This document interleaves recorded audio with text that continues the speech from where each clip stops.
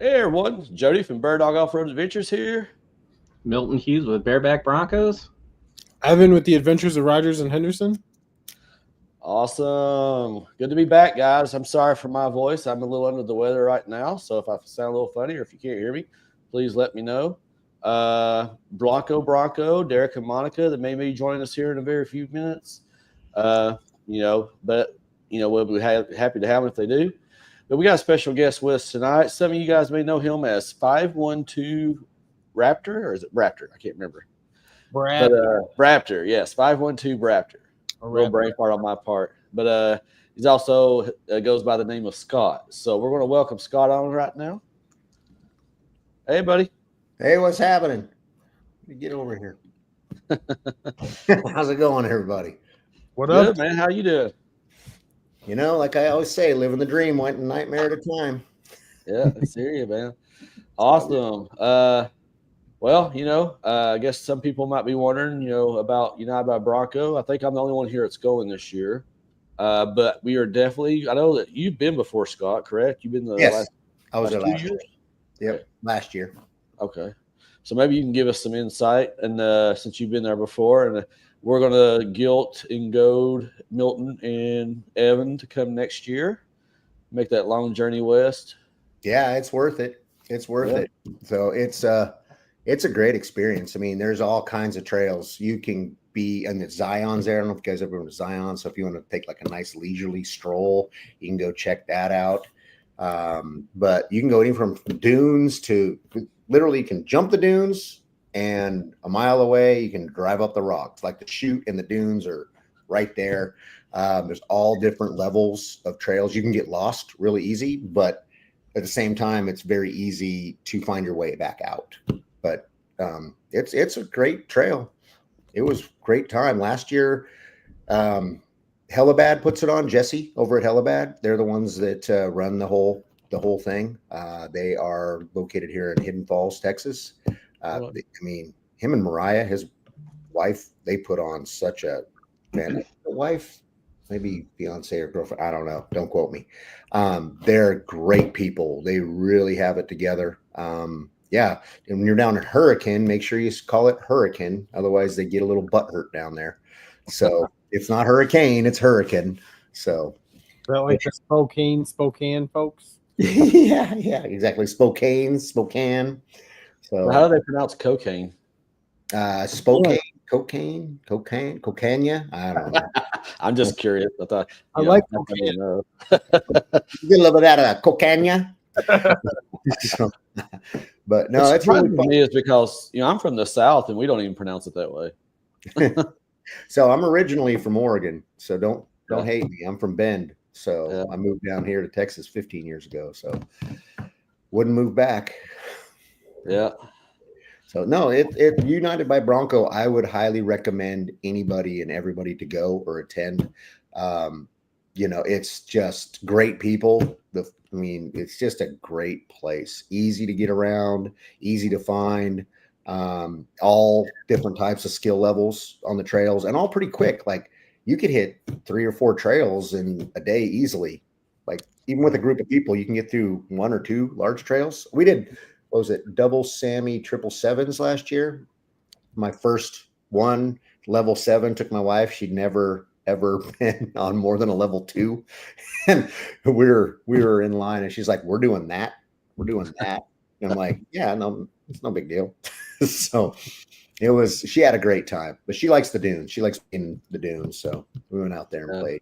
But yeah, well, at least you let her ride. Evan makes Courtney walk.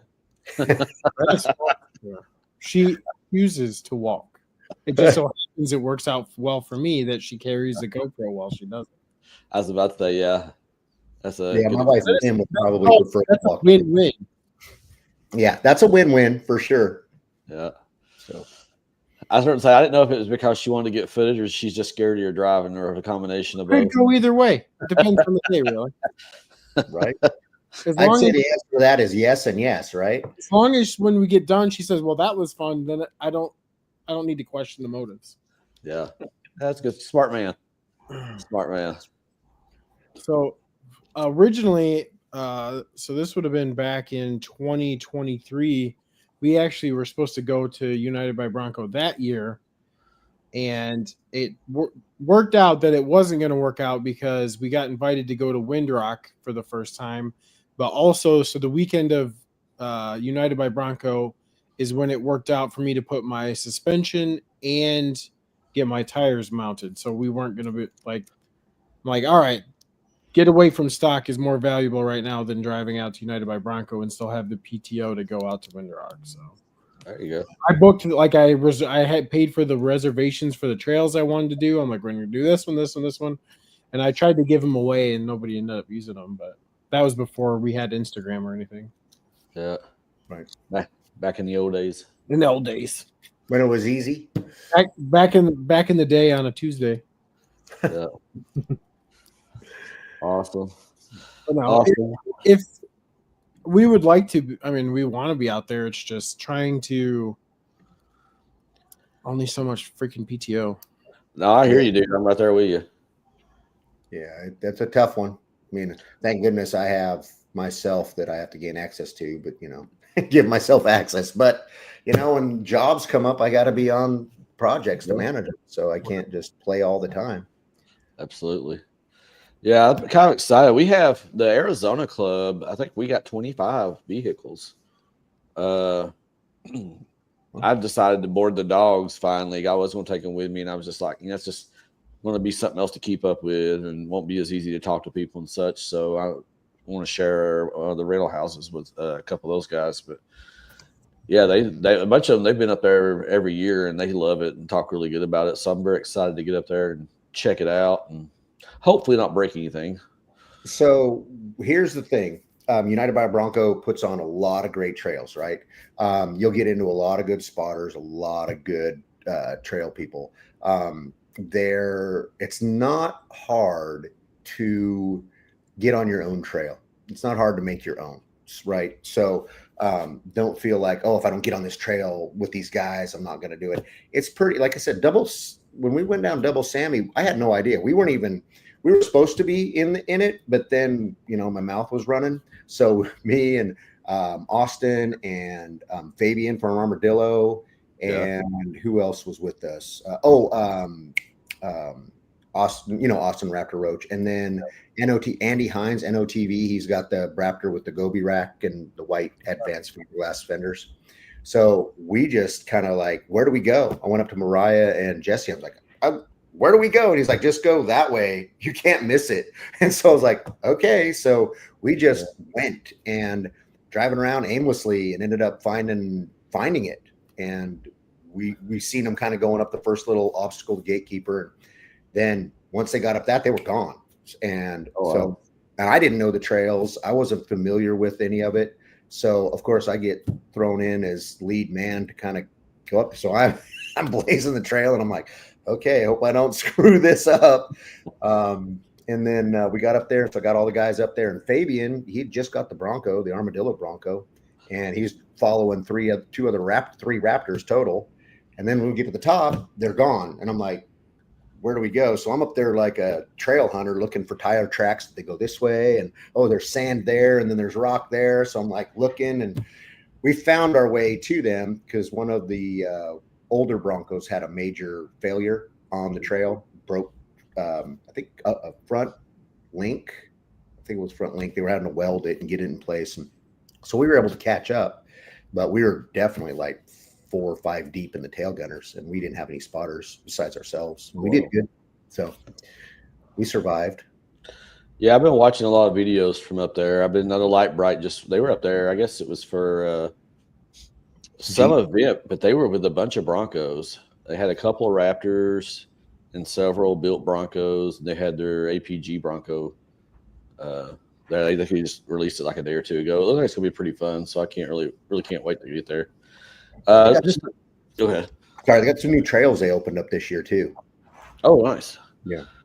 Man, those guides, the ones that they offer through the event, they sold out quick. Yeah. Just there'll be more. So Jesse's trying to get more people together to guide some trails. So, he reached out to me. I totally would love to go, but unforeseen circumstances that we'll disclose later, I'm not going to be able to make it. So Yeah, I'd like to get up there and go a couple of times, get familiar with it before I even tried to do something like that, like a lead trail or something. Yeah, definitely pop in with somebody who knows. But I mean, from what I did, it wasn't too bad. So it wasn't too bad. I know But Derek and Martha, they're leading one day. I think it's Saturday. Yeah, they'd be good to follow. Derek knows his way around up there. Yeah. If he's done working on his, I know he posted a video the other day. I think they're got some touch up stuff they're trying to get done. I'm assuming they're bringing the 6th gen, but I know he's got several other Broncos he's working on. So we'll see what they show up with. Hopefully they show up. Well, and it looked like it was just minor cosmetic things that really they had to adjust. It didn't look like anything major mechanical. Yeah, and what's weird is that it seemed. Oh, go ahead. Did he say what was wrong with the clicking in the front end? In his last video, there was a lot of clicking in the front end on the 6th gen. Well, he just got a new front end, so hopefully it's not that. Yeah, hope not either. I mean, I don't know. My RCVs, they click real bad in the front, or at least the one I have in there right now does. It only does it in 4-wheel drive, so I think he still got stock axle. So I am indeed away. Factory warranty. Yeah. We bought the droids we're looking for. If he gets on that big triple couch with his dogs, he's gonna fall asleep. Oh yeah. Or be suffocated. Could go either way. Yeah. Just walk outside. That cold air wake you up. Oh yeah. Pass on that. I can't reply back to the chat for some reason. It's not letting me, but just wanted to say hi to Rob and Nate. Absolutely. Yeah, absolutely. Evan texted me earlier today and said it was negative 25 up there, and I'm like, I sent him a screenshot of the 7-day outlook here with highs in the low to mid 70s. I was like, yeah, I'm fine, I'm good. Oh, and it's going to be 50 degrees here this weekend. Try That's 20 not too here. I'm like, It's gonna be Jesus, 20 here. it's like a 75-degree swing. Mhm. I tell you what, man, I think Texas has the most bipolar weather patterns of any state I've ever lived in. It's like in this time of year, it could be 81 day, and then a couple of days later, your highs in the teens. Yeah, Move to Ohio. I can get frostbite in the morning and sunburn in the afternoon. So it's crazy. Tires are good. Tires are good, Nate. I'll Awesome. explain more on that later. Nate, you coming out to UBB, buddy? 69 right now where I'm sitting at. Okay. Yeah, Nate, I don't know if you're going to be able to make it. I know that Fabian, I was told that Fabian wasn't going to be able to make it this year. And of course, I know that Austin's not going to be able to. And obviously, I think, a lot of people, if that stuff comes up, So, but I'll have a good time. he had military. He has a military training in Florida he has to go to. And then it got canceled because there was some stuff leaked. And then it got brought back on. So it was like, it's a roller coaster for him. Fabian is trying to get caught up back at the shop because they're behind on things, so they're trying to get caught up and not let the customers down. So because there's some long lead times out there, so they're trying to shore that up and get that taken care of for their tops. So he's doing the professional correct thing to do and skipping playing. Absolutely. So. Well, he's moving those things like hotcakes right now anyway. You might as well. Yeah. Yeah. They're a fantastic top. I mean, I don't know if you guys are familiar with them or seen them. I mean, I am. Stood on one. Huh? I've stood on one. Yeah. So, they'll handle it. They'll handle it. Be specific. Yeah. I've seen them a few times. I'd be curious to ride in one just to see how much difference the sound is. So I can clarify on that a little bit more. So how during certain speeds, there's just more road noise inside the cab. And then as you get faster and it gets a little bit more elevated. Well, like right around 50, 60 miles an hour, when you're in the Bronco with the hard top, you feel like you're elevated talking. Yeah. Well, with their top, you don't. You're like talking normal.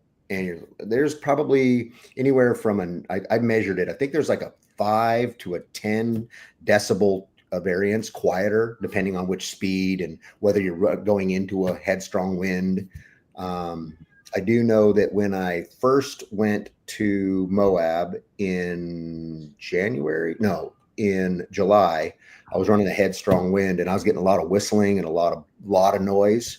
And then when my wife and I went back up for the Toyo shoot in December, same type scenario, and it was much quieter, like significant. Oh, nice. So so it is, you kind of have to be in it and hear it to understand it. It's not like, oh my gosh, it's a hard top, there's no wind noise. You still get wind noise. It's just a little bit quieter. Yeah. He's right. I didn't like to climb up. I'm too short for that. Hey, I got Mad Geddes in here. That's Tom. He's a great guy. He drives the white Bronco Raptor like mine. Oh, yeah. At King of the Hammers, we hung out there. That was fun. Yeah. That was a great Awesome. guy. Is he going to be at UBB? I don't know. Tom, chime in. Let him know if you're going to be at UBB. Nate, chime in. Oh, yeah, Nate already said he wouldn't be able to make it. Ah, darn it. Question for you, Scott. Yes. Since you have the same skid plates. Have you noticed that the sound of the exhaust in the cabin is louder with the Next Venture skid plates on? Yeah, I like it. I'm not complaining, but I don't have a 3-liter either. I have the 2.3. So Right. No, it is a little bit louder. Yeah, for sure. Yeah. Yeah, I mean, it's not significant, but oh, and by the way, when I did my last shock rebuild, the guys took a hex bolt. Remember how we were having clearance issues for our rear diff, and they were wearing on the gas tank. Yep. So they put in a hex head, Torx head, countersunk bolt, and it changed it. So I sent that information over to the guys at Next Venture saying, hey, you guys should look at putting one of these in. I'll get the bolt and the thread and the size and send that over to you. It's awesome. Yeah, It's going to be 50 degrees out this weekend. If I can get a hold of that, I can, because since the last time we talked about it, it's been less than 30 degrees here, and it doesn't fit in the garage. Right. So I'm not laying out in the driveway. So I haven't been off-roading at all since New Year's Day, and I was just real ginger with it on New Year's Day because of that bolt rubbing. So yeah, if you give me the info on that, that'd be dope. Not Looks a problem. Like we have somebody waiting to come in here, boys. Let me bring him in. Well, hey, how's it going? Well, how are you doing, partner? Howdy, northern neighbor. Right, just getting off work. So sorry, I'm running behind. Oh man. Yeah. Well, hey, real quick, Scott, what was yours rubbing on yours? Yeah. Yep. Yeah. Oh. So same thing. Basically, that the rear diff cover, or the rear not cover, but the rear diff skid, the bolt head sticks out, and that bolt head would rub against at certain articulations and ungulations, and that there's it would rub and self clearance itself on the gas tank skid. And so I know that we have that with the rock crawler kit, but I didn't know Raptors were having that issue. Have you done anything to yours that made that happen? Just send it. Just send Lightly. it. But so you got to remember though, the suspension on the Raptor has almost similar articulation achievement as what the 4-link kit does on a non-Raptor. Yeah.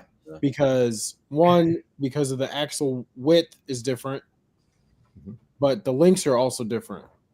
So And angles like he was getting close. So the fuel tank is in the damn near is an identical place as a regular 4-door, but the geometry of the axle itself changes, and that was putting his bolt on the diff cover in the exact same spot it was putting it on mine with the 4-link.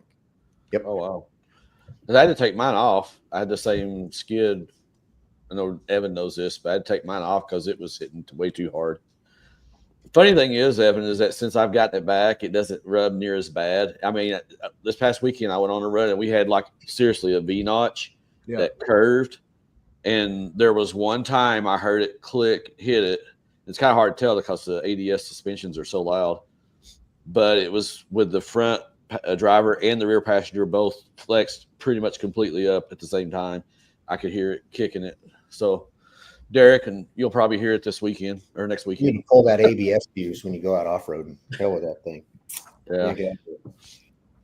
But anyway, sorry about that. I just wanted to clarify that because I didn't know you were having that issue. Yep, same issue. And I had reached out to Tyler. I'm like, bro, if you can, like, the problem is where they mount the top hat of the diff skid to the bottom half. If you moved it to that front bolt head, it's used to hold the carriage piece in place when you're putting it all together. If you switched where that piece connects, you'd still be coming over the top of the yoke, and that would be far enough ahead because of the angle of the differential where it wouldn't contact. Or just use a bolt like I have. Well, that's the the simple thing. wondering if that would be enough, but since you Yeah. know it's enough, that'll definitely help. Yeah, it's basically just a concave Allen Torx head that you just put in there, and it's got a recess, like the cup, like a countersink head. It fits in there perfectly. That's So- nice. Nice. I wonder if any of the other Raptors had to have, and I hadn't heard anybody else talk about that, so that's pretty cool to know. You might be the only one with those skid plates, though. I believe there's one other guy, William. He has a built Wild Track 2-door that he had in Bronco Safari a couple years back. Bill Dearman. That guy can off road. He has all their skids, but he hasn't been able to take his Raptor out yet. So yeah, I think I'm the only one. Now they do have the new skid plates out. I got a couple buddies that ordered that. They're waiting for the new system, the 7,000. Yes. Which looks like there's a lot of parts. I mean, mine, I can take mine out in about an hour. Yeah, mine don't come out that easy. Yeah. Really? Yeah. They should be the same. Courtney wants me to play the piano. Let's go, Liberace. Only if we get mud wrestling at Chicagoland, Bronco Palooza. Ah, yeah. What is with that? There was like 5 comments for people asking for mud wrestling or mud volleyball. Like, it's on a dealership lot. We could make mud. We could make mud if they'll allow us. I mean, I guarantee they'll let you do it at Rocky Glen that night. Yeah, they probably would that night. Well, you can just do it. They didn't have to do anything for you. You just go out there and roll in it. Lord. We need to get a dunking booth. That would be cool. Hey, I mean, all you need is a couple kiddie pools, some close range combat, and some mud. We got it. What about Jello? Jello's better. Yeah, Jello. We could do Jello wrestling. Or if you want to you could put some pudding in there, some chocolate pudding. Yeah. It looks like mud, but it's not. We could do a wet T-shirt contest. Who has the biggest moves? Oh my God. Yeah, I would. At this point, I'd win that. I don't know. I'm doing pretty. You got to make it there. Last year, you couldn't make it. Well, that That was was not his fault. Microsoft. That was a Google fault. That was Microsoft. That was Microsoft. whatever that shit was that took the whole fucking airline industry down for a whole day. It's more like Special Bob. Olympics with Oh, us. Bob did that. Yeah. I mean, hell, I work in the hospital, and all of our shit was messed up that day too. And I'm like most hospitals nationwide were because it screwed up everything. Derek, you alive, buddy? You look pretty tired, yeah. my friend. It was a long day today, but we did it. Good. We were talking about did you get your front end clicking figured out? No, it's still making a hell of a noise. So this weekend we threw it up on the lift, and I thought that I figured it out. It helps if the sway bar is tight, but that didn't solve it. So, yeah. So, You're but snapping his fingers while it's driving down the road, like, "Hey, check me out! I'm flashing." well, no, it's only when you're turning. And so I thought originally that it was the steering rack, Okay. which I've got a spare so I can throw one in if need be. But I don't believe it's the rack. As weird as it sounds, I think it's the coilovers. As it's turning, it's just allowing them to creak. And so currently the Bronco's sitting in the air with no suspension on it at all. Tomorrow we're putting brand new coilovers on it and a few other things to get it ready for this weekend is Bronco games up in Spokane. Okay. And then the following weekend, of course, is United. So we'll be ready in some fashion for it.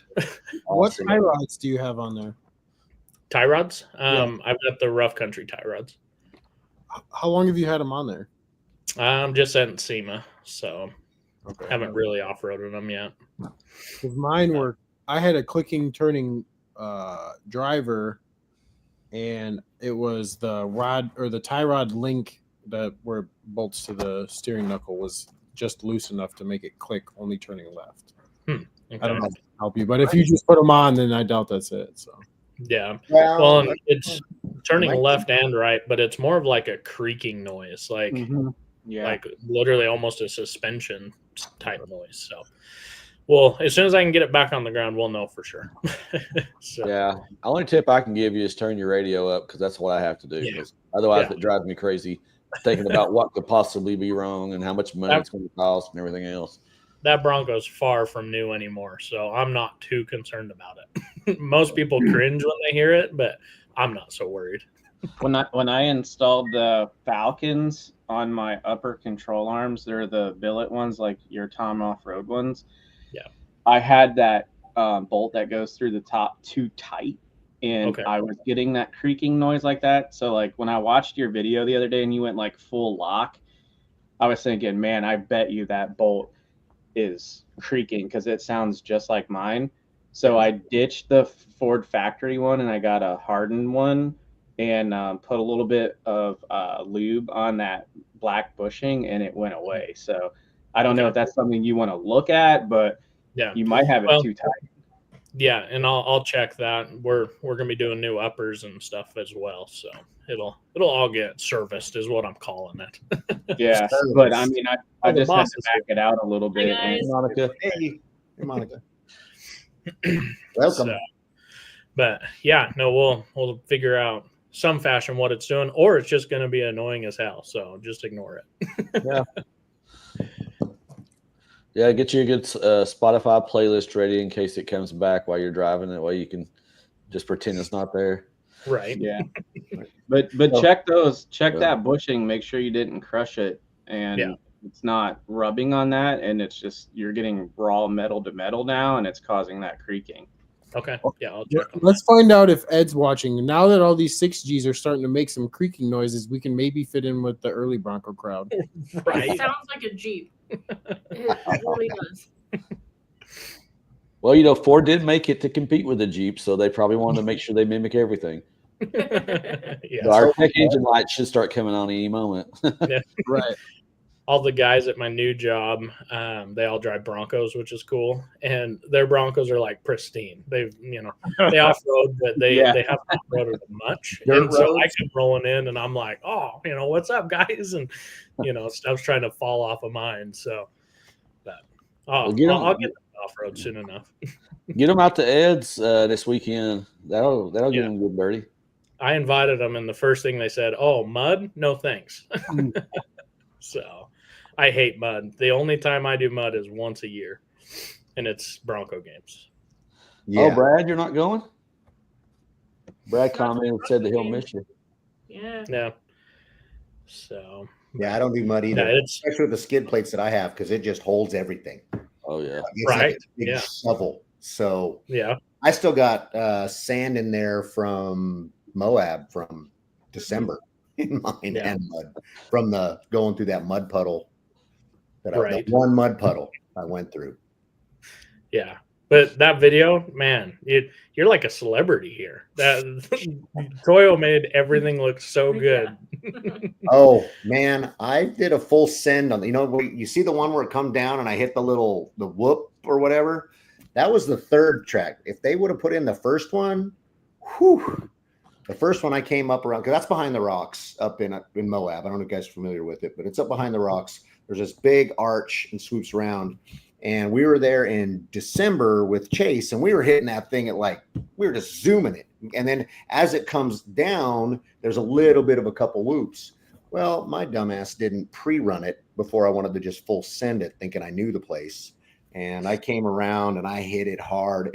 My RPG tie rod or upper control arms bottomed out and hit part of the metal frame, and it was not good. Even the guys were saying. A couple guys drive Baja, and they're like, "We drive in Baja, and we would not drive the vehicle like that." And I'm like, "Oops." So, but no, it was a great time. It was a great time. The tire is amazing too, by the way. I can't. Is it is it the RTs or MTs? RT Pro. It's the new RT Pro, which is the hybrid between MT and an AT. So it was. So do you know Baby Lion's Mane up in Moab? Yeah. So you crawl into that thing and you start, and it's pretty good steep incline. And I pulled into that thing and I stopped, and then I was able to start again.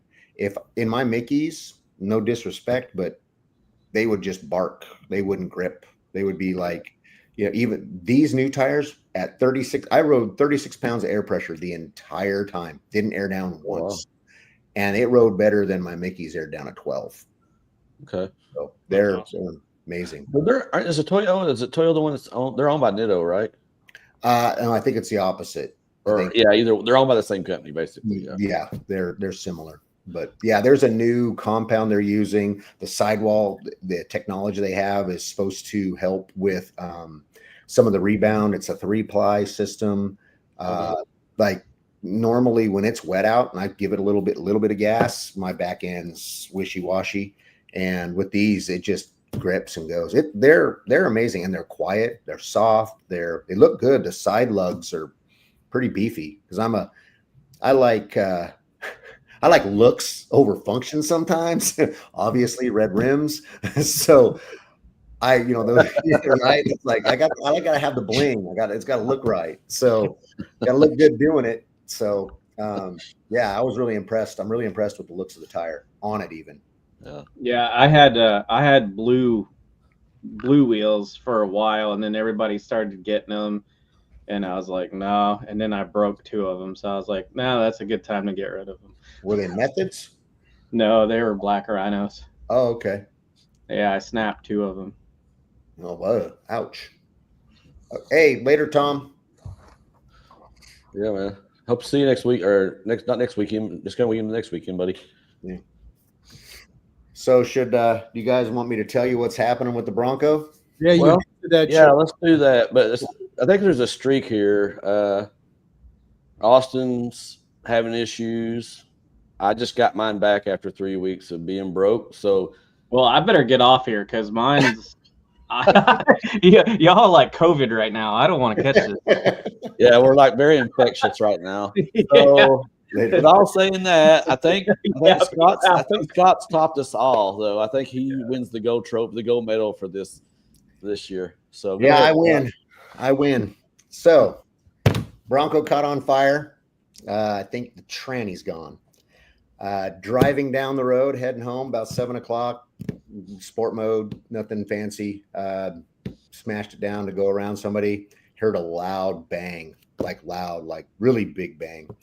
And then basically it was like driving in neutral. I was like, oh, so I reached down, I put it in neutral, put it back into drive, gave it a little gas, just still ring, ring. I was like, oh, well, I was thinking instantly. I was originally thinking driveline, snap the driveline or rear end, but I didn't hear any howling. There was no noises, right? So, but I pull over into a local neighborhood, the soonest one, I just kind of drift down and pull over.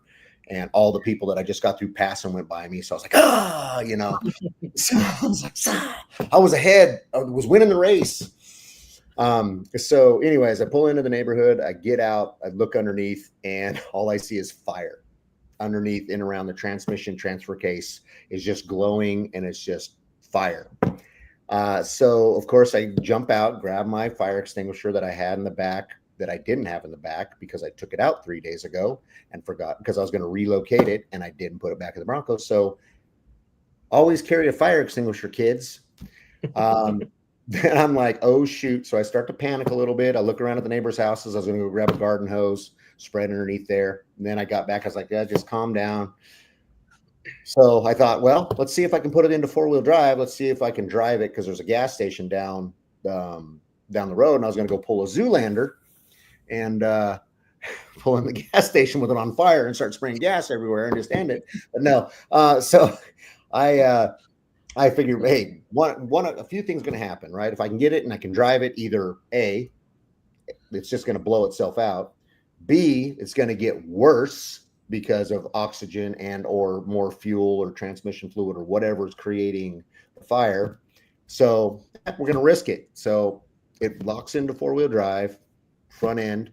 I drive down a mile. I pull in. they don't have any sort of water hose or anything. So then I remembered I had my water bottle. So I grabbed it, punched a couple holes in it in the top lid, crawled underneath there, sprayed that water bottle up in there. And thank goodness it put the fire out. At that point, I left it engaged in 4-wheel drive and tried to get it all the way home. It stopped working about 2 miles from the house. 2 miles. That's what the magic number is. So I'm like, oh gosh. Okay. So then I called AAA and waited for 2 hours for them to come get me. And while we were there, and I was just trying to diagnose it, like run it through, put it in neutral, put it in drive, put it in different. At this point, the gear light came on and it wasn't engaging with 4-wheel drive. So I was able to crawl underneath there, take a little better look, and where the axle connects, your drive line goes into your transfer case, it was just black and it was like melted, and I could see wires that were melted up in there. So I'm thinking this isn't good. So long story short, I get it over to the dealership. I dropped it off on Friday. Saturday, they had me come in and I pulled the skids off of it because they have no idea what to do. It took me about 45 minutes, had all the skids off of it. When I pulled, so in the next venture ones, you have the engine, the engine oil pan skid, then you have the man array, right? The man array one that covers your cross members and your transmission or transfer case. And then you have 2 more behind that, which is actually the transfer case right in front of the muffler and part of the rear gas tank skid, since I've got a 2-piece gas tank skid. So I pull all those off, and as soon as I do, on the man array, just back from the engine one, the transmission transfer case, I noticed transmission fluid on the skid plate. So I was like, okay. So I started looking around that area, and I noticed between the bell housing of the transmission and the engine block, there was transmission fluid all over up in there. So the only thing I can surmise is that transmission fluid somehow got on the exhaust, caught on fire, and then as I was driving, the wind was blowing it back and got into the there's heat shield and insulation that kind of goes up over the transfer case area. It doesn't cover the whole tunnel, but kind of back further over the transfer case. So got onto that, possibly got on some electrical wiring, and then just basically caught on fire. And then some of the plastic was on fire, from what I can tell. I mean, I don't know 100%. So once I pulled that apart, to me, it looks as if like either a torque converter popped, transmission popped, not certain. What's weird though is I do have front drive line, right? So the front end would work. So and the transmission wasn't making noise. So then I thought transfer case. It's all assumptions at this point. I drop it off to the dealership. Like I said, Saturday, pulled that apart. Today, I got a call from them. They said that it was not under warranty. And the reason being is because my lift kit, which is a 1-inch lift in the rear, changed the pinion angle of the rear drive line going into the transfer case, heated up the rear yoke, ruined or blew the seal bearing, got it red hot because of the angle, and which that's what caught on fire. Now, with that being said, the tech who looked at it had none of the information I just gave you, right? Didn't know he didn't even look further for transmission fluid. He just looked there, because if you look underneath there, and I have photos, that yoke where it bolts to the rear transfer case is black, and all looks like all the heat is there because everything had got blown back there for me driving. So I talked to the dealership today. They're pulling it back in. They're going to do more diagnostic, findings. They're going to start pulling stuff out. So we'll see. But right now, to what they quoted me to replace the transfer case, break it apart, fix what they think is wrong, the bearing, reseal it back up, put it back together, replace the wiring, and do all of it. They quoted me $6,100. That's no replacement of any transmission or transfer case. That's just rebuilding and repairing what's there, the electrical wire and the heat shield stuff. So, well, I will tell you right now, a twin stick Atlas is $3,500. Just saying. Now, if I can get that to marry up to the 10R80, there's adapters. Yeah, I guarantee there's adapters. I thought you were, be honest, I thought you were going to say it's going to be like $12,000 or something. I thought it was going to be Well, like that's because they haven't got to the transmission part yet. Exactly. There's no, and that's not. They haven't even opened the damn thing yet. They haven't done anything. That's They haven't just pulled outside nothing data. down. All he did was walk up there and said, "I think that's it," and put parts together. I mean, they have torn nothing apart. So we'll see what happens tomorrow. Now, I did reach out to TSW, who were the guys that installed the coil springs and did all the rebuild for the shocks for me. I talked to Alex, smart guy. He explained to me, which I already knew, right? We already know this, that there's no way that slight pinion angle is going to throw or blow any of that out. There's just no way. that's bullshit. Yeah, It's- I had a 4-wheel drive F-150 slammed on its nuts for months with the pinion angle wrong while I was getting a 2-piece drive shaft with a carrier bearing made for it. And it was literally rubbing the trans tunnel of the truck, and it didn't catch fire. And I drove Right. it like a maniac. So Well, and it didn't heat up a bearing and blow out a bearing. I mean, I understand what they're saying. Here's the other caveat. Just before we went to Moab, I had all of the fluids serviced. Like everything was serviced. So I'm like, did they not fill up everything properly? So I told the manager there, and I explained that. I said, look, I've got like 1,500 miles, maybe more than that, maybe 3,000 miles on all the fluids changed out, every single one of them. And they did it. So he said, well, then we need to make sure that we topped it off right. So they're treating, obviously, you get a service tech in there and he just says, oh, lift kit, oh, wrong, oh, fail.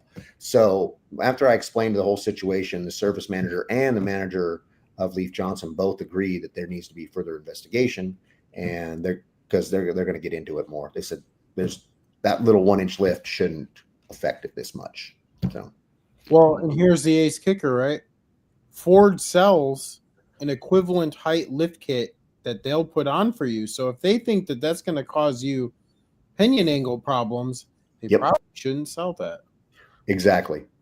So I talked with, like I was saying before, I talked with Alex, and Alex told me, he told me everything. And then I called Hyperco, those guys. So they're the ones that I got the Hypercoil springs, right? That guy talked to their main engineer, and he really explained everything to me. Obviously I know these things, but I just wanted to get secondary backup because, the dealership's going to say, oh, the guy that installed the lift is the person. The lift person is the person. Right. So I just wanted to get their information to go back to the dealership with and see what they had to say. So dealership's working with me at this point. And then there's also the Magnuson Act. If it comes down to it, I'll just throw out Magnuson Act and then we'll see what happens. Right. Yeah. Unfortunately, I think, I always try to recommend, but not everybody lives next to a dealership that, like if you have a dealership that just happens to be close by, like Middleton Motorsports or TC Customs, these guys that actually modify their shit, they'll probably be more lenient on that stuff because they understand it better. Yep. But that's kind of bullshit. I mean, that's pretty, it's like, I don't know where that guy went to mechanic school at, but that's kind of, so that guy, so they didn't put the right tech on it, right? They called me what did they call me? He called me something special, but we all know that. In all kinds of ways. Anyways, he said that I'm basically very few and far between that actually buy the vehicles, go out, use them, and do what they're doing. And he said he just had the wrong service tech, just, the guy that just comes in and he's looking for factory stuff. Like you said, they do deal with lifted vehicles. They sell them. They have their shops put them on. They know all about it. So for them to, even the manager even said, hey, we'll get it taken care of. So I have good feelings that I think there's more to it than just what he told me to. And so does the managers. They think the same thing. So it'll be back torn apart tomorrow. We'll see what happens. So hopefully, I don't know. I'm not rushing them. I told them I want it right because I drive this thing 2 events. I daily drive it and I wheel it and I come home. So I don't want this issue to burn down my rig. you might want to deactivate your Instagram account until it gets fixed. They know it. No, so that's what. They know all about it. They don't check. repost I this was a service writer at Ford for Lebanon Ford Performance. They don't check. Yeah, I'm just teasing. If they send photos, here's the issue though. If they send photos, do anything. they will. They have to document the photos.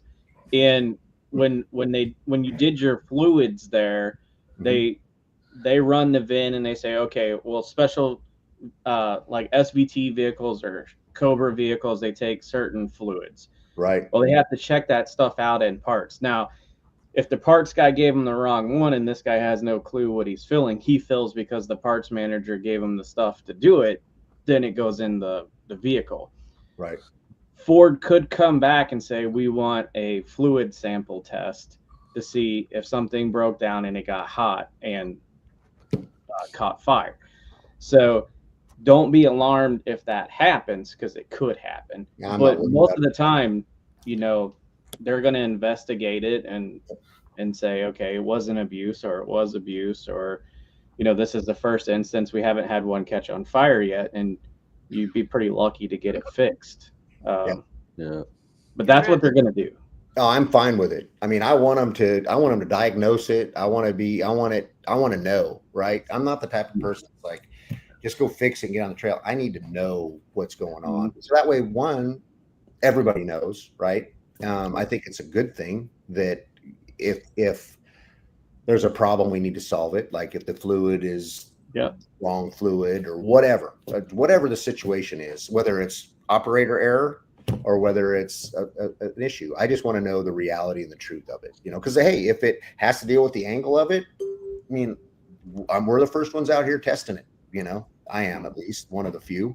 So one of the few of the many, I guess. But so I just want to know the truth. And if it's my error, I'll pay him the $6,000 and fix it. But we don't know yet.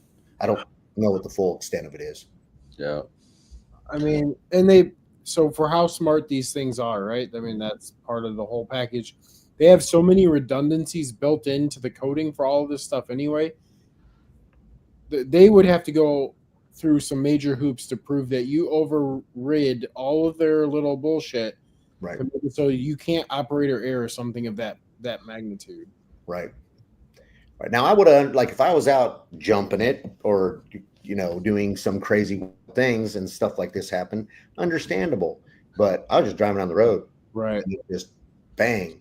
Another thing too, which was odd, is that when my wife and I were up in Moab, she put it in. She was driving. I let her. She was driving because I was under the weather, and it was really good. She did a fantastic job. Very impressed with her. But she turned it into 4-wheel drive and went and engaged like just normal. Then it took, you know how it takes 10 minutes for everything to shift and do what it's going to do before you can actually go. So then we gave it gas and heard a loud bang. And it sounded like it was the front, almost like, you know, how it doesn't quite engage and like slips and then it bangs into gear. Yeah. That's what I heard on the front end. And I was like, ooh, that doesn't sound good. And I got it to do it that was the last one time it did it. And then I did it again when we were at slippery roads and I was all over the place. So I hit it into slip mode, wet road mode. And it banged that time too. And then shortly, about 1,000 miles later, this happened. So I don't know if the banging was front end, transfer case, transmission. At this point, I don't know. So they're doing teardown and investigation at this point. I'm curious. Is it the same transfer case and is it the same as the regular 6Gs? To be honest with you, I don't know. I just get in, put that thing in D and smash that skinny pedal and hold on. So, you know, I'm sure we could Google it and find out, but I'm not that deep into knowing all the stuff. Let me see if I can find it real quick. Because there's been a few people that have burned up the normal 6G transfer case already, right? People that were unknowingly cruising around on the streets in and odd 4A. Well, the 4A shouldn't be a problem. The 4 high was what people were cruising around in. I don't cruise around in anything. If it's the same one, I don't know. Well, we can Google it. I do know that I try to drive in 2-wheel drive as much as possible. Like, I'm a firm believer in, if you go in 2 and 4 is what gets you out of it, right? 2-wheel drive, you go there, and then 4-wheel drive gets you out of it. So if you're in 4-wheel drive and you get stuck, you're screwed. Does when you put yours in sport mode, does it automatically put it in 4A? No. Huh. It does on my wife's Timberline, but it doesn't on the Bronco. It does. It does on theirs. It doesn't on the Raptor. Nope. 2-wheel drive. And then traction control comes on. All the traction control stuff's on, which I hate. Can't play when traction control is on. Yeah. That's interesting. It does that for the normal Broncos, but it doesn't do it for the Raptor. I wonder if that's drivetrain issue or something that they're concerned about. Probably. I'll tell you, when you're in sport mode, it shifts violently. Like first gear and second gear, it upshifts and downshifts hard.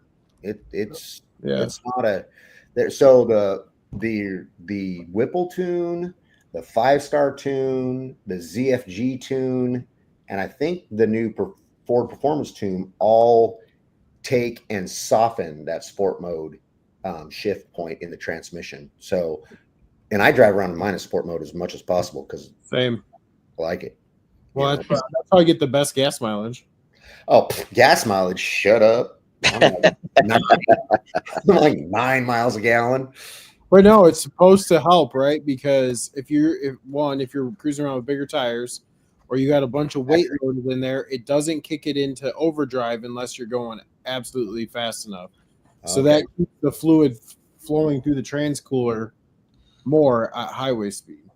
I'll tell Ford Warranty about this. I drive it in sport mode and it's a fail. I'm glad it wasn't any worse. Having a small fire underneath, that's one thing, but I'm glad that didn't turn. Fire can be terrifying. Thank you. Yeah, no, it was a pucker effect for a minute though. And first thing I was worried about was my brand new tires that I have 80 miles on and my Armadillo top. I was like, how can I take these off right now? Let the rest of me burn. The stock's out there packing it around. Yeah, I got impacts going on. Don't worry about putting the fire out. Just get off the extras. Yeah, you're under there blowing on it, and they're like, "You're trying to put it out." You're like, "No, I'm trying to speed this up. Yeah, right. I don't want this thing back."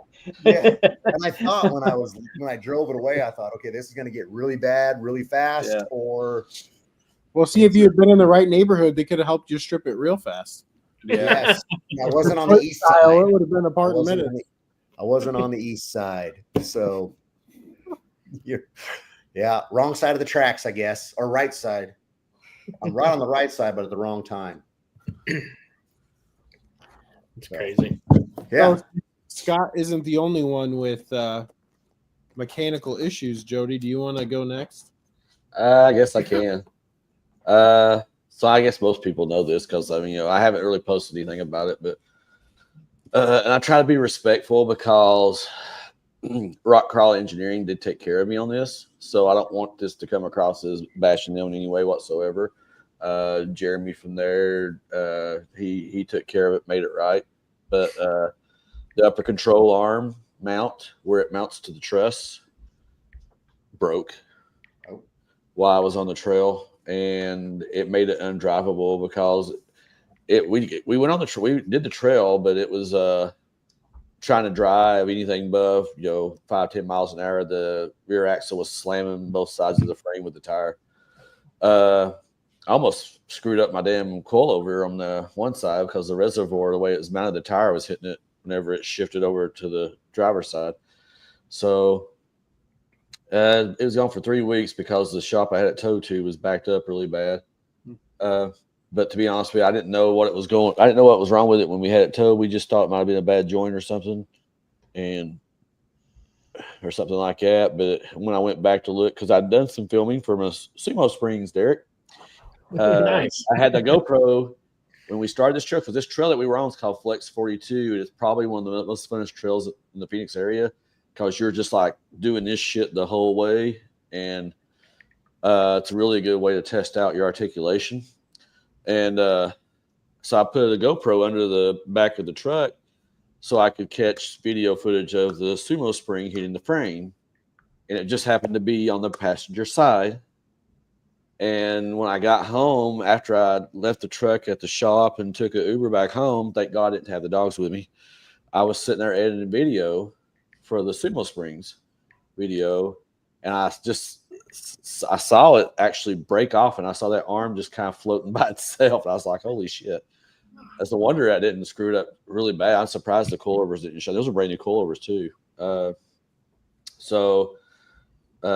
Evan helped me reach out to Jeremy over at Rock Crawler. They took good care of us. They sent us a new truss. They reinforced the mounts. They put 1/4-inch chromoly steel mounts there. I think they come with a 3/16, which should be more than enough. But I was talking to Trail Militia online, and they were telling me they always reinforce their welds regardless because they've had so many of the ones from the factory break. But they said I'm the only one this has happened to. They've got over 600 units out there, and I'm the only one this has happened to so far. So I guess it's just a stroke of luck. And we've had this on the Rubicon. I've had this on Backway to Crown King out here, which is a pretty rough trail. So I don't know if it just kind of broke over time or if that trail we were on just happened to catch it just right. But before we even got on the trail, I noticed I could feel a slight shift when I took turns, but nothing. I just thought maybe, because at first I thought maybe the front upper control arms are back because they've been on for a while and they have those uniballs. And I was like, well, maybe those are getting back because I knew I was going to have to rebuild them soon anyway. But yeah, it turned out to be much worse. But, I can honestly say, that's one thing that I'll always give props to companies that make it right. And Rock Crawler Suspension did exactly that. So kudos to them. So what I found in a lot of the true off-road Bronco aftermarket people that are, that we seem to buy, they always step up to the plate. Like they're there to help. They're there to, and I think partially too is I try, I'm a dick, but sometimes I try not to come into it as like a dick move. Like you did this and it's this. I just say, hey guys, this is what I was doing. What did I do wrong? What can I do to fix it? I know I'm doing stupid stuff, but what can we do better? And they just always seem to help. So yeah, I've had a few companies We do stupid stuff better. I like that. Yeah, I like that approach, Scott. So you get more bees with honey, right? Is that the phrase? Well, you know what I mean. When you're special, you're special. Yeah, you got to admit it. Film in a vulnerable state. Do you bat your eyes like Bambi when you talk to him? I don't know what you're talking about. No idea. Give that pitiful look, like I'm so sorry. I don't know what you mean. That's one thing about United by Bronco. I hope there's enough people there. If I do break something serious, they can have somebody help me fix the damn thing. Oh, there's tons of people there that will help. We've got options. That's usually what I end up doing is working Fixing on Broncos. Yeah, I was gonna say I know a guy that'll stay up all night looming your electrical system with electrical tape for hours. Hey, That was wild. I improved upon that situation. Yeah. How I opened it up, that's not how it should have been. Well, I'm bringing spare tie rods, the Haas 3.0 ones, non-Raptor, of course. I'm bringing my stock other CV axle, the one that's not in the car. I still hadn't had the RCV one rebuilt yet.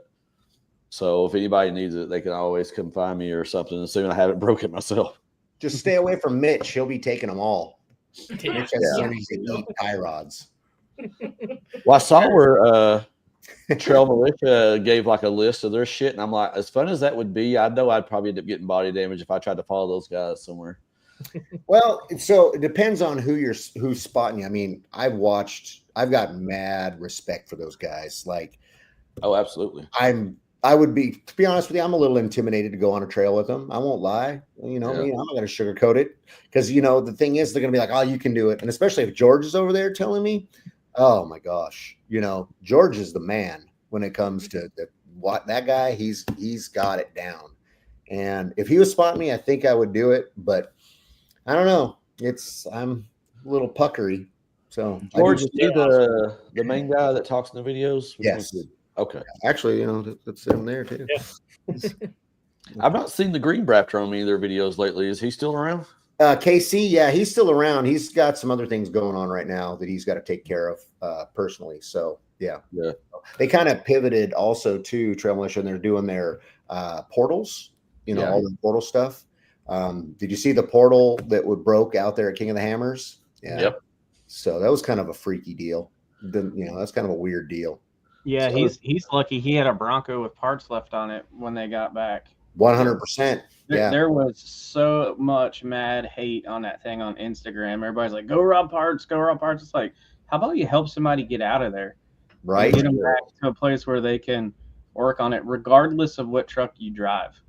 I mean, I don't wheel as hard as guys in this group, but I mean, I wheel pretty good. But Yeah. I wheel typically with Tacomas and 4Runners and Jeeps, what's around the East Coast in our area.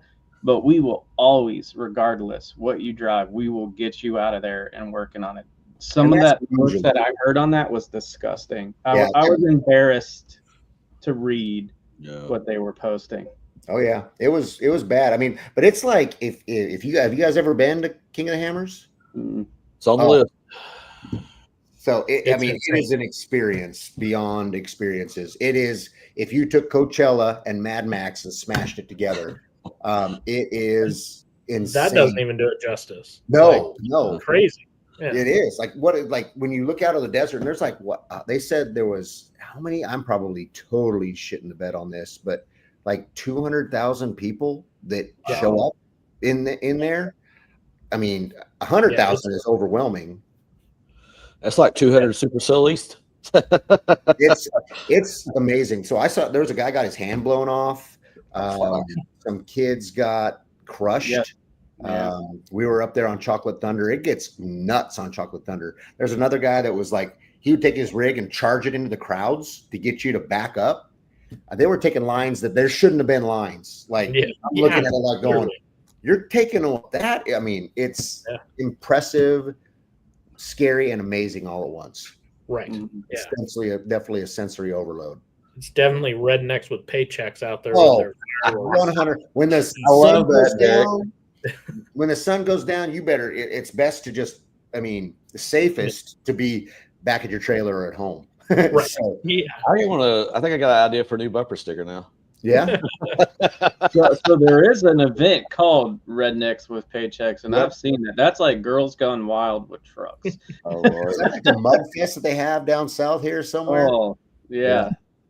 Probably And Alabama. the guy with the Dodge Diesel last event was mouthing off to somebody, and they started hitting him with beer cans, and he literally ran over their cars. Yeah. Oh yeah, I saw that. Yeah. Yeah. The dude's like, "I'm out," and drove over people's shit. It was Yeah. crazy. So Yeah. there was a guy called like what Crackhead Mike or something like that. There was at this latest one. They swear the guy was like, but he just apparently the real story of that guy is he just doesn't drink very often. So he's like me, he's a lightweight, drank a little too much, and then was down there trying to help people, genuinely help people, and he was just lit. So, but he ended up getting himself out of there. But they were trying to claim that he was creating all kinds of problems, but he wasn't. It's a shit show up there. I would be curious to know how they got that Portal Bronco out of there because 74 Weld came in, brought him a case, and they had to tear it down on the trail, rebuild it, put it all back together, and then they drove it out of there. that's what I was going to say. To take and put the standard upright back on it, there's so much work that would have to be done that, man, that would be intense. Yeah, they had to tear it apart. From my understanding, it was they tore it apart. They rebuilt it because they had to take all the gears out of the old housing and everything and transfer it and refloat and rebuild it and put everything back together on the trail and then drove it out of there. Yeah. Now, that's But my- there again, still, you're going to break. Nothing's indestructible, but it's one of those that, like you're saying, get out and help them, Right. Yeah. Well, and it was cool that 74 Weld brought him a case. I mean, so I don't know if they paid for it or what happened, but still it's the point of them helping. And during the day out there, you'll totally get that. People will help you. If you're on the side, they'll help you out. But at nighttime in Chocolate Thunder or Backdoor, you're done. You're So done. was it material failure, On the portal? whatever broke. Yeah, the case broke. I don't know exactly, and I don't want to overspeak, but I don't know exactly. All I know is that the case failed somehow. Something broke on the case. The picture I seen, it looked like on the lower portion of the case, the lower ball joint, just right there at that part, it just snapped right off. Yeah. So there again, when that happened, he lost the CV and ABS sensor and all that stuff too. So yeah, it was ripped it all out. Looked like. Mhm. Wow. So- Yeah. Well, I think the Tremolitions videos you were talking about, Scott, didn't they mention something about? And I think maybe I'm wrong on this, but I thought they mentioned something about the good thing about the 74 weld. Like, say if you did just break an axle, is that you don't have to like remove the entire unit to get it to switch it. There's like a cover or something they pull off. Yep. Yeah, an access cover. Yeah. Yeah. I wheeled with a guy this past weekend who has 74 well portals here in Arizona, and he and I were talking about that. He didn't know anything about it. I'm like, yeah. I said, you got the good set, because some of the other ones I don't think you have to basically take the whole thing apart. Yeah. The only thing that go ahead, Scott. No, I'm good. That's good. The only thing that sucks with if you did break an axle with the 74 weld portals is you actually have to cut the threads off of the CV to make it fit inside the case. So you could source an axle, but then you'd have to cut it to the right length before you could properly install it. So yeah, that's right. I forgot about that. The back's fine, but it's the front they had to do that on, didn't they? They had to take off like the nub. Even the rear, they send you new axle shafts for the rear as well. Oh wow. So it's a badass setup. It's I think well worth every penny that you pay for it. But there again, you've got the support right now. It's made here. You don't have to play that emailing in different time zone type things. Different sides of the world. Yeah. Right. So Derek, are you sending? You said you're sending all of us one of those new work hats you're wearing, right? Right. I mean, we can. Yeah. I've been working a new job for about the last month. It's definitely been a change of pace. Good for you. Do you like it? Yeah, I do. So, I mean, building vehicles and stuff, that's always intrigued me anyway. And that's what we do now. I mean, we have our routine stuff like doing, glass and tint and things like that. But like today, a guy comes in with a Duramax 2018, wanted airbags on it. So I plumbed up airbags and wired compressors and all that kind of stuff. And I'm getting paid to do it. That's freaking sweet. So. And they got Derek working on their rig. They got celebrities working on their rig. Yeah. I wouldn't say that. Man, you double. Did anybody ask for your autograph yet? No, only Scott. I have your autograph. I know. Yeah. Yep. So, and but it's no, an autograph. You get paid for it. A signature isn't worth nothing. So always give autographs. Yeah. So, but no, it's been fun. And like tomorrow, I'm getting paid to work on my own Bronco down there. So we're gonna be doing a whole bunch of stuff. So it'll be cool. That's awesome. So awesome. Yeah. Everybody was running out of wind. I think so. Milton, you got anything you want to share with us? Anything coming up in your world?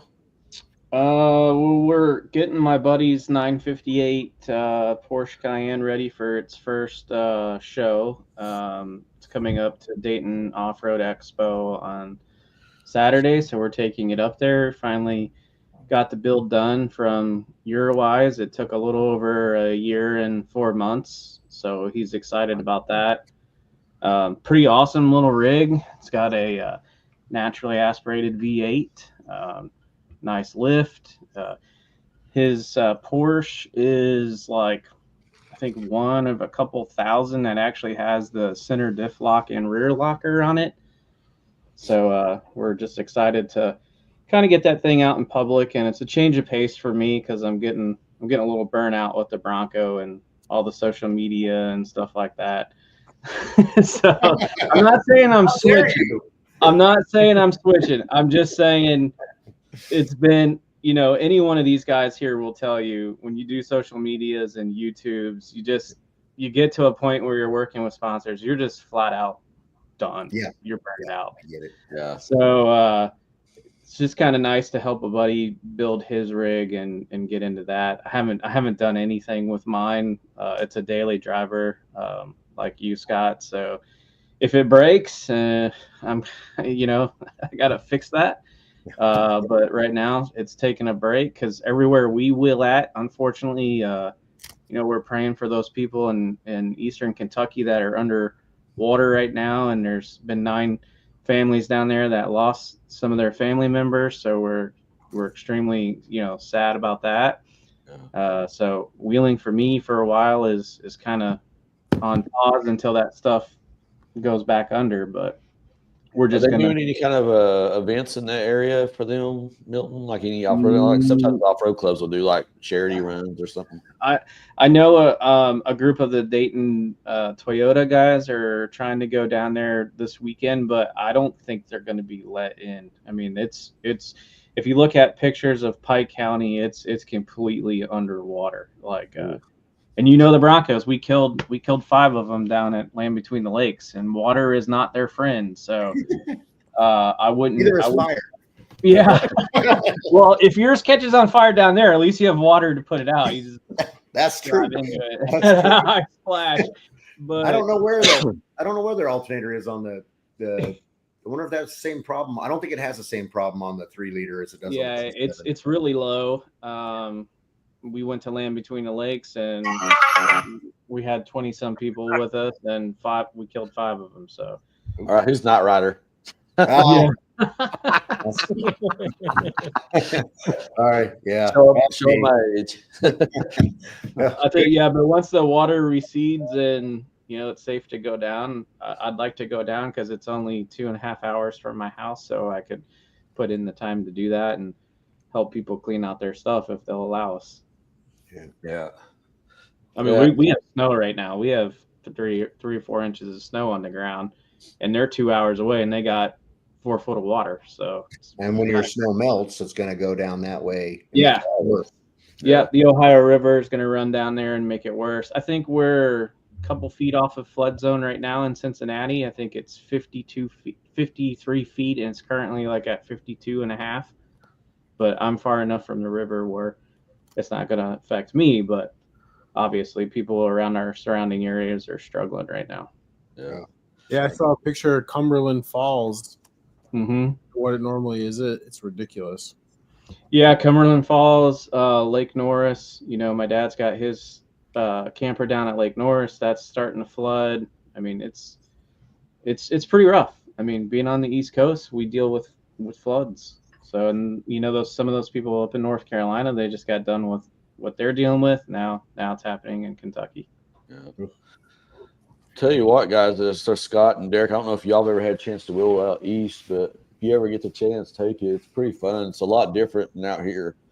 It's the mud. I mean, I know we have mud out here in places, especially like in Colorado, but in Kentucky and Tennessee and North Carolina, that mud there is no joke. It's Gumbo totally different strategy. It's a lot of sands, a lot of silt mix. You got to pay attention to what you're doing, and driving in between trees is wild, especially doing it at night. We have some night rides. I'm too thick for trees.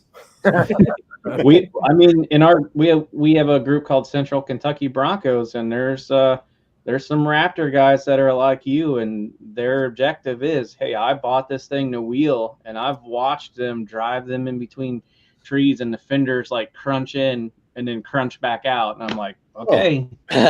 Wow. Have you met Eric yet over there? He's the one that's doing the 7.3 Godzilla swap motor in his Bronco Raptor with the APG kit. No, where is he from? Oh gosh, East Coast. You know how it is. Like Texas, it's all flat. East Coast to me, I'm like, I don't know it. I don't know. Yeah, but I can find out where Eric's from, but he's got. I've only seen him on Instagram, but I don't know where he lives. I could look him up. I can't remember. All I know is that 7.3 is going to be in his Raptor soon, and it's all coming together, and he's going to put the Ford Performance intake on it, the new one, the Megazilla intake or whatever it is. Yeah. We keep telling him to supercharge it. We're like, dude, you went this far, just supercharge the thing. What are you holding? Yeah, in Georgia. He's in Georgia. Yeah, what Max is saying. Yeah. Hey, Max, how you doing? So, yes. Awesome. He's got some. It's coming together. It's impressive. Mhm. Yeah, it looks cool. Yeah, I can't wait to see some of these whenever they. I know because there's that kit. Didn't APG offer the 5 liter or two? I They're- don't they're- think I don't know the video. anybody. So nobody offers. First off, the Coyote's too wide to fit. The 7.3 Godzilla really fits in there very nice with very minor modifications. I mean, in retrospect, right? It's going to be mostly computer. They did get it married to the 10R80, but I think it's. I could be totally shitting the bed on this, but I think it's a 10R80 Suncoast built transmission. I don't know about the transfer case yet, but they were able to get it in place, and the stay bar connection all works. So that's all going to work. Yeah, they got that clearanced. So, and they're getting the wiring figured out. I guess that's coming along really good. So far, everything he's doing amazing. The shop's doing an amazing job. So, and I heard through other places there are going to be offering modifications or mounts to do V8 swaps on the Bronco, but it's all hearsay, until something hits the market. It's all speculation. Yeah, I know APG. I can't remember the guy's name that runs that. He one of his videos. He said that they had the computer stuff figured out and that they were going to do both 5 liter and Godzilla options, but they said that their existing customers would get first priorities. Well, I remember him saying something about that. Sure. It was in a video he released a few months ago. So I don't know. I mean, some of that stuff I always take with a big grain of salt until I see it. Ranger Raptor transfer case, huh? I'm sorry, Max is chiming in saying think they're using a Ranger Raptor T case, which is odd to me. You would think you would want to put in a real Raptor truck T case in there. I think it would handle more. Like a Raptor R. Yeah, I mean, obviously 800 horse. It's going through. Get that transmission and transfer case build. That'll probably hold it. Yeah, I'm curious because Eric, he has the APG kit on the full fiberglass fenders, and so he's got the big nice setup. Thanks for clarifying, Max. Awesome. All right. Well, I'm about out of steam. Anybody else want to talk about anything else? You better get done with me. I'll talk all night. Well, I'm waiting this. I won't make this long, but I'm waiting to see. You guys know I'm a third and fourth gen Bronco fan, so I can't wait to see what Derek and Monica do with their brown one. So it gives me hope that soon I can have one too. Oh yeah. I'm excited for it. It's going to be a little bit of work. In fact, this weekend, going up to Ed's house, I'm going to bring back transmissions. I've got a second Bronco already up there that we're going to basically strip out and bring some stuff back home and get that thing on the road. Mm-hmm. So who gets priority filming rights for their YouTube channel on those joint ventures? Derek, you or Ed? You do want to do events. Oh, for the events, you mean? Yeah. Or for just anything on the Broncos that you guys are working on together? Or well, I mean, I think we just cross platforms, I do something on his channel. He's been on ours plenty, and just kind of ping pong back and forth in that case. So, well, in your settings, you can select if you collab with someone, you can say, does this video correspond with another video? And you could put his link in.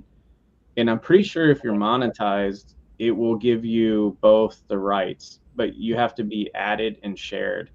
Okay. If you're interested in that, I can get your email or something and send you some screenshots on how to do it. But if you want to. Yeah. No, and on that side, it's just one of those that, he helped me start my YouTube channel and, kind of kept us pushing and going. And that's what we're just doing. Some mutual respect, sure. So, but yeah, him giving me that Bronco was a total surprise. So yeah, nice looking. So, but paying it forward goes a long way. Yeah. Oh yeah, Mm-hmm. yeah. Exactly. I love the video they did when they were driving a couple of those Broncos back home. Some of them, I was just sitting there kind of like just cringing because I kept waiting for something bad to happen. Yeah, that's what kept you watching. You're like, come on, exactly. come on. Ed's a natural, man. you know, and if anybody that's watching this live or later, if you haven't broken Bronco Garage, is our friend Ed. He's friends with all of us pretty much, and he's got a new channel up and running, and it's pretty entertaining. You can do yourself a favor and check it out. Yes, it's awesome. He's not, just the Bronco stuff alone, but he's got a lot of mechanical knowledge, the things that he just knows about stuff. That's honestly what I love about watching his videos is, he's talking about brake fluid and I'm like, oh man, I learned something, So Don't drink it. right. Well, that'd be a good start. Yeah. Oh, Just like tonight, I learned transmission fluid's flammable. So thanks. Yeah. Yeah. Yeah. Running low on liner fluid, just get you some transmission fluid, right, Scott? Yep. At least whatever they're putting in the Bronco is flammable for sure. Do a Raptor roast, There you go. Yeah, I was doing. You said doing burnouts. I was doing burnouts. Whole new meaning. Literally. Awesome. Yeah. Awesome. All right. Well, I think that's a good way to end it, unless you guys want to keep going.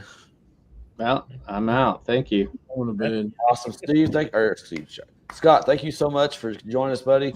Anytime, keep us updated on what's going on. Will do. Let us know what happens. Evan, Milton, miss you guys. Hope to see y'all soon. And Yep, see you Monica soon. and Derek, Thanks I'll for having see me. you all in a week and a half. Yeah, we'll be there. See you there. Awesome, guys. No, Y'all have a I'm good doing night. 9/11 fractal now, huh? Okay. Yeah, everybody in the chat, thanks for tuning in. We'll see you next time. Absolutely. I love them. Thanks. See you guys. Nice to see your faces.